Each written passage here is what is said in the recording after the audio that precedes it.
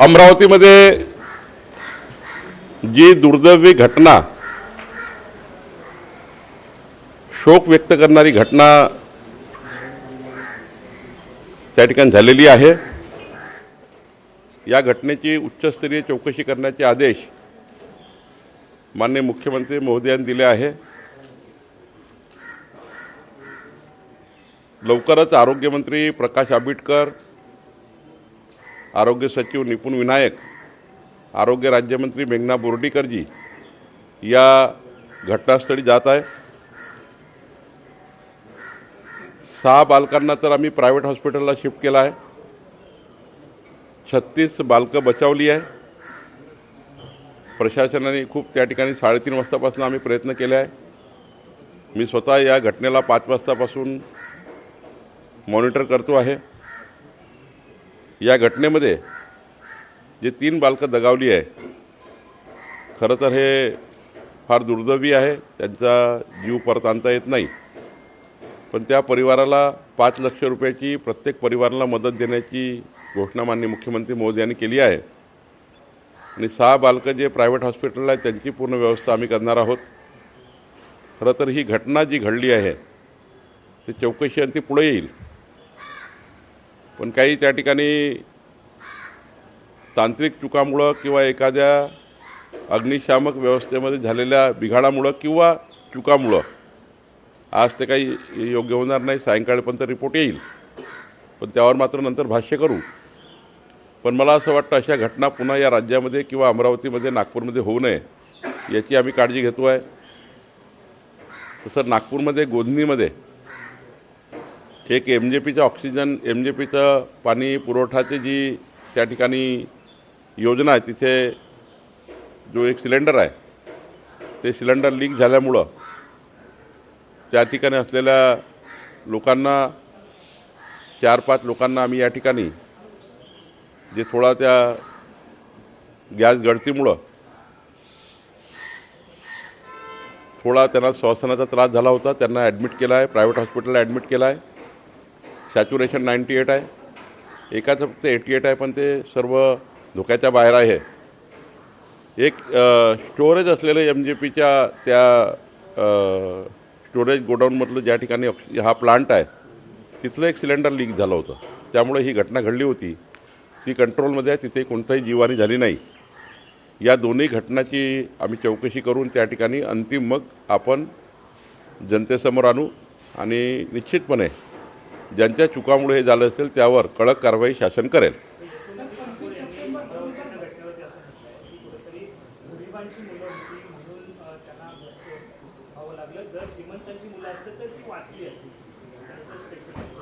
असं आहे, कुठल्या वेळी काय स्टेटमेंट दिलं पाहिजे हे सुद्धा राजकीय नेत्यांना कळलं पाहिजे।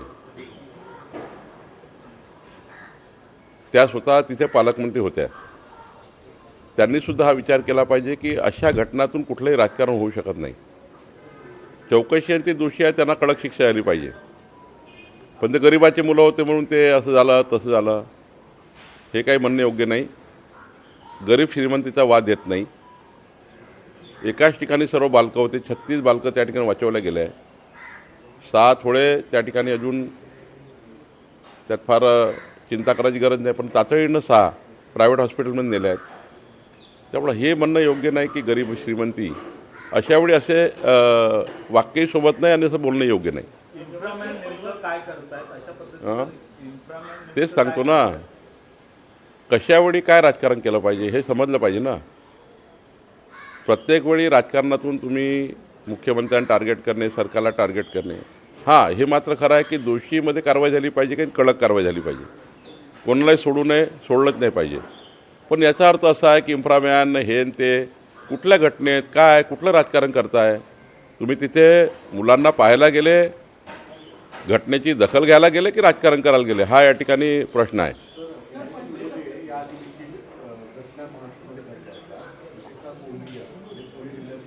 भंडारा घडली होती।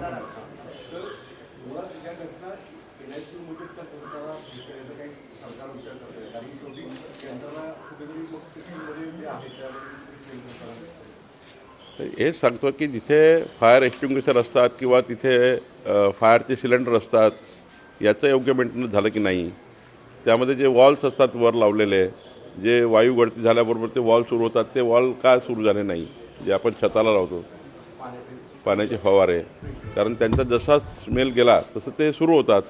हे सर्व तांत्रिक बाबी आहे. यामुळं ते मेंटेन केले की नाही, ते केव्हा लावले होते, ते का कुठल्या कंपनीने लावले, काय केलं, साऱ्या गोष्टी आहे. अशा वेळी तर सदोष मनुष्यवधाचा गुन्हा दाखल होतो. जर एखाद्या वेळी तांत्रिक पद्धतीने कुठल्या अधिकाऱ्यांनी चूक करून ते चुकीचे लावले असतील किंवा कॉन्ट्रॅक्टरने चुकीचे लावले असेल किंवा मेंटेन करताना चूक झाली असेल, अशा घटना तर सदोष मनुष्यवधाच्या आहेत. याच्यात काही कॉम्प्रोमाइज नाही आहे. पण नेमकं घटनेच्या मुळात जावं लागेल. भंडाऱ्यामध्ये घटना झाली होती, आम्ही सदोष मनुष्यवधाचे गुन्हे दाखल केले होते. याच्यातही जावं लागेल, पण एकदा चौकशी करून जावं लागेल.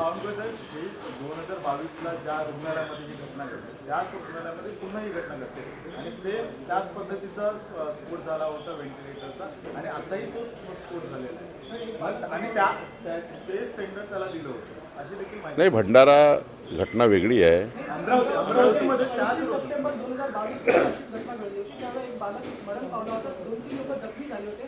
चौकशी झाली, ती चौकशीचा अहवाल गुंडाळला गेला. तर मला ते बघावं लागेल 2022चं काय झालं. पण या घटनेत मात्र मी स्वतः 5 वाजतापासून चेक करतो आहे. 4-5 गोष्टी पोलिसांनी आढळल्या आहे. पोलीस यात कसून चौकशी करत आहे. आमचे तिथले CP तिथे जाऊन बसलेले आहे. तांत्रिक यंत्रणा तिथे पोहोचत आहे. यामध्ये जर सदोष कोणी व्यक्ती आहे, कॉन्ट्रॅक्टर आहे, अधिकारी आहे, जो असेल तो, शेवटी 3 मुलं जाणं हे काही शोभण्यालायक नाही आहे आम्हाला, कुणाला, तुम्हालाही नाही, मलाही नाही आहे. त्यामुळं सदोष मनुष्यवध आहे का हे त्या ठिकाणी बघावं लागेल. कारण सदोष जर असेल, त्यातून झालं असेल तर मात्र याच्यातून आम्ही कारवाई करू.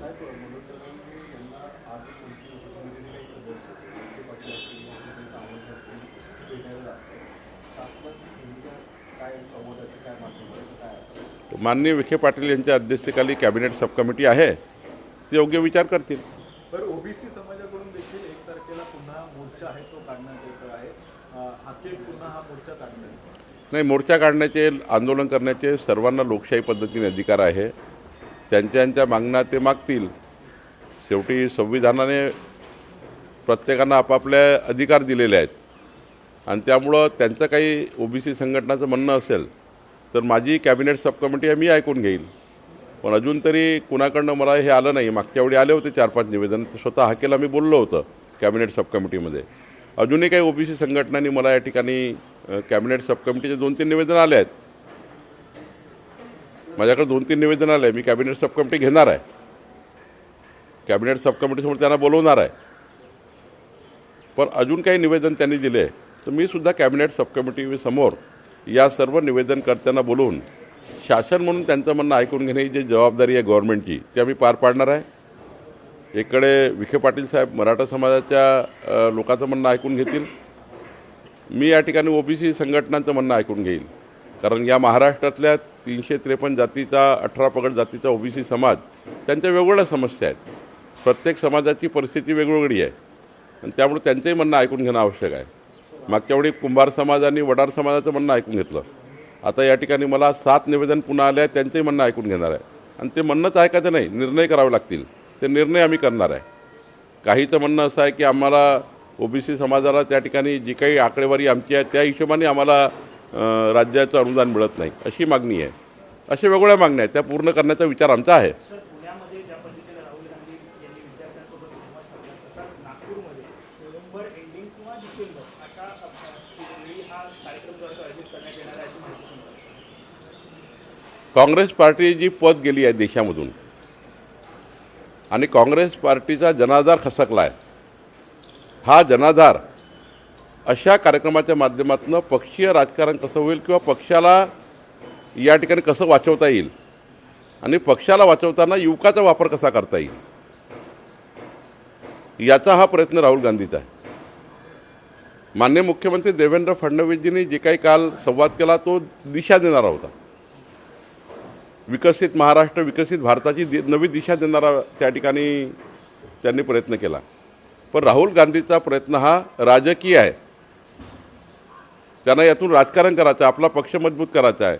दुर्दैवाने एखाद्या पक्षाला अशी वेळ येतं की युवकांना हातात घेऊन त्या ठिकाणी अशा पद्धतीचं युवकाच्या मनात संभ्रम निर्माण करून त्या ठिकाणी आपली संस्कृती विरासतबद्दल वेगळ्या पद्धतीने मार्गदर्शन करून माथे भडकवण्याचा प्रयत्न विद्यार्थ्याचा युवकांचा होते आहे, हे दुर्दैव आहे. तुम्ही युवकाचे संमेलन घेतले पाहिजे, त्यांना या देशाची विरासत, संस्कृती, सन्मान. आता हा कुठला सन्मान आहे? ह्या काय मार्गदर्शन करणार तुम्ही की आम्ही वंदे मातरमचे 2च कडवे म्हणणार? हे विद्यार्थ्यांना तुम्ही सांगणार आहे, युवकांना तुम्ही सांगणार आहे? युवकांना हे सांगणार आहे का हे राहुल गांधी की आम्ही 2च कडवे म्हणू? वंदे मातरमचे 2 कडवेच म्हणायचे? हा काँग्रेस पार्टीचा आग्रह, हा ठराव हे विद्यार्थ्याला सांगणार, हे युवकाला सांगणार का? आणि त्यामुळं राहुल गांधीचं आंदोलन हे केवळ जे विद्यार्थ्याची जे गुंज वगैरे आहे, ते गुंज त्यांची नाही, विद्यार्थ्याची गुंज नाही, ही राहुल गांधीची गुंज आहे पुन्हा सत्तेमध्ये येण्याकरता. त्यामुळं याला काही तथ्य नाही आहे. माननीय मुख्यमंत्र्यांनी घेतलेले कार्यक्रम हे विकसित महाराष्ट्राकरता आहे, नवी दिशा देण्याकरता आहे. AIच्या माध्यमातून जग कसं विकसित होते आहे, आपण कसं विकसित झालं पाहिजे याकरता आहे. आणि त्यामुळं आम्ही जे करतो आहे ते सरकार म्हणून त्या ठिकाणी विद्यार्थ्यांना आणि कोणत्या संघटनेने अजून काही कार्यक्रम घेतले, मुख्यमंत्री गेले, ते या ठिकाणी दिशा देणारे कार्यक्रम असतील. पण राहुल गांधीचे कार्यक्रम मात्र राजकारणाकरता असतील. सर, महायुती समन्वय समितीची आज महत्त्वाची बैठक आहे. मुख्यमंत्र्यांच्या उपस्थितीमध्ये ही बैठक पार पडते. मात्र गेल्या काही दिवसांपासून वेगवेगळ्या चर्चा देखील सुरू आहेत की दोन्ही राष्ट्रवादी एकत्र येतील. त्यामुळे या सगळ्या संदर्भात देखील या बैठकीत काही चर्चा होईल. मागच्या महायुतीच्या समन्वय समितीच्या बैठकीत आम्ही सर्व 6 जे सदस्य आहोत, समन्वय समिती 6 मंत्री आहोत, आम्ही आग्रह केला की मुख्यमंत्री, दोन्ही उपमुख्यमंत्री यांनी आम्हाला वेळ दिली पाहिजे आमच्या समन्वय समितीला, 6 मंत्र्याच्या समितीला. आणि म्हणून माननीय मुख्यमंत्री आणि दोन्ही उपमुख्यमंत्र्यांनी वेळ दिली आहे. आम्ही या ठिकाणी 6 मंत्री बसून प्रत्येक आठवड्यात मंगळवारी चर्चा करतो राज्याच्या महायुतीबद्दल, सरकार म्हणून काय करायचं, सरकार म्हणून काय जबाबदारी आपली आहे. आता या ठिकाणी अनेक गोष्टी आम्ही मार्गी लावल्या आहेत. DPCच्या कमिट्या मार्गी लावल्या, DPCचे फंड मार्गी लावलेत, राज्याचे जे काही सर्व राज्याच्या वेगळ्या विभागाचे फंड आहेत त्यांचा निर्णय झाला. आता महामंडळाची चर्चा चालू झाली आहे. सोबतच आम्हाला काही मार्गदर्शन पाहिजे आमच्या 6 मंत्र्यांना. शेवटी आम्ही काही पूर्ण थोडी आहे, आम्हाला वरिष्ठ आहेत. तर मुख्यमंत्री आणि दोन्ही उपमुख्यमंत्र्यांनी आमच्या 6 मंत्र्यांशी बसून समन्वय समितीच्या आम्हाला काही मुद्दे आहेत, त्या मुद्द्यावर चर्चा करणार आहेत. पण याला काही चर्चा ज्या आहेत त्या घडल्या जात आहेत, काहीतरी वेगळं काहीच संबंध नाही आहे. घडणार आहे, मी वेळ घेतला, होणार आहे अशा चर्चा. मी स्वतः मुख्यमंत्र्याचा वेळ घेतला. मी स्वतः मुख्यमंत्री महोदयाकडे गेलो आणि सांगितलं 6 मंत्र्यांना आमची ही चर्चा करायची आहे. त्यासाठी अजितदादा, माननीय सुनेत्रा पवारजी लागतील आणि एकनाथ शिंदे लागतील. त्यांनी सर्वांना बोलवलं आणि आमचे काही त्या ठिकाणी समन्वय समिती काम करताना आम्हालाही सरकार म्हणून काही मार्गदर्शन पाहिजे असतं. आम्ही पूर्ण थोडी आहेत, देवेंद्रजी आहेत, त्यांच्याकडनं मार्गदर्शन घ्यावं लागतं. शेवटी समन्वय समितीमध्ये काही इश्यू असे असतात ज्या इश्यूला वरिष्ठाचं मार्गदर्शनाची गरज असतं, ते आम्ही नाही पूर्ण करू शकत. त्यामुळे वेळ घेतलेला आहे.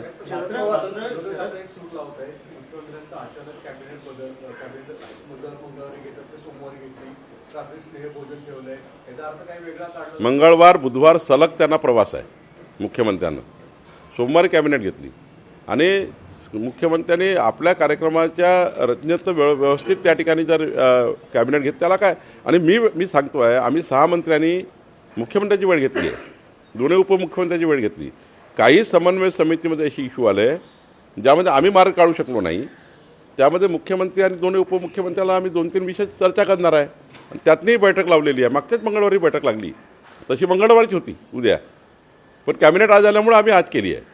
शरद पवार आणि मी सुद्धा उद्यापासून राजस्थानमध्ये आहे. तर शरद पवार गटाकडनं तिरंगा रॅली नंतर बेरोजगार एल्गार तिरंगा काढण्यात येणार आहे असं शशिकांत शिंदे यांनी म्हटलं. मी तेच सांगतो, या सर्वांना आता युवकाचा प्लॅटफॉर्म वाटतो की यातून आपलं राजकारण करता येतं, यातून आपला बेस मजबूत करता येतं. त्यामुळे हे जे आहेत ना, हे सर्व निघाले आहे ना माथेफिरूसारखे, हे माथेफिरू आहेत, हे माथेफिरूसारखे निघाले. आणि जिथे युवक भेटला तिकडं आता आपलं दुकान पाडायला तयार झाले आहेत. युवकांना खरं आपल्याला विकसित महाराष्ट्रात युवकाचं त्या ठिकाणी काय स्थान असेल युवकांना काय त्या ठिकाणी मजबूतीने त्यांना समोर आणलं पाहिजे, युवकाची प्रगल्भता अजून त्या ठिकाणी कशी या ठिकाणी मजबूत केली पाहिजे, युवकांना प्रचंड कारण आजचा युवक हा आमच्यापेक्षा कितीतरी ॲडव्हान्स आहे, आजचा युवक हा आमच्यापेक्षा 20 पटीने ॲडव्हान्स आहे. अशा युवकांना काय आपण चांगल्या पद्धतीने जर पुढं नेलं तर आपला भारत जगातला सर्वोत्तम भारत होऊ शकतो. ही भूमिका या ठिकाणी महत्त्वाची आहे. आणि यांना दुकान मांडायचं आहे, याला दुकानदारी करायची आहे, त्यामुळे यांची दुकानदारी बंद होणार आहे, काळजी करू नका. असे कार्यक्रम गुंजवून घेऊन राहुल गांधीची गुंज होणार आहे, काही होणार नाही. भावलपुर साहब हिंदी में जानना चाहते हैं कि कैबिनेट रिफॉर्म की गई, स्नेह भोजन रखा गया, मुख्यमंत्री मार्गदर्शन करेंगे, कई चीजें सामने सुनने में आ रही है कि बदलाव होगा, कोई कह रहे हैं कि पवार की पार्टी आपके पास आएगी,